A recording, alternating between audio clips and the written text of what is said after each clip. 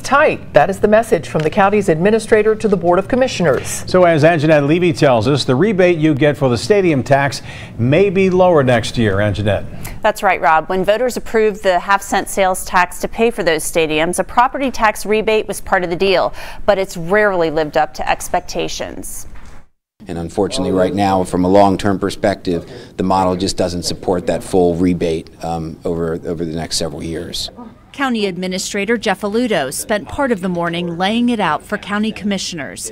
The sales tax fund used to pay for the 2 riverfront stadiums won't be able to pay a full property tax rebate next year. We have debt service we have to pay. There's lease obligations that related to both Great American Ballpark and Paul Brown Stadium. We have a pilot payment we have to pay Cincinnati Public Schools. So the capacity of the model to make that same level of payment is just not there. This chart shows how the property tax rebate fluctuates each year depending on how much money the sales tax brings in.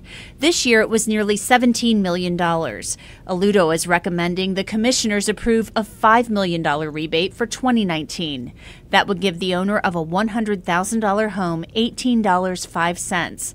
Auditor Dusty Rhodes will have to implement the rebate and says it falls far short of the 30 to 35% rebate initially promised.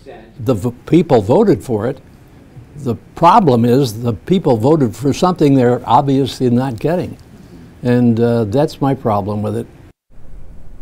Now, Jeff Aluotto said they'd like to give the full rebate, but it's simply not possible. The commissioners will have to vote on that recommendation. They'll likely vote on it in a couple of weeks. Rob? And Jeanette, thanks very much. The county commissioners are also trying to make cuts for a $28 million budget deficit. That money comes from a separate fund from the stadium sales tax fund.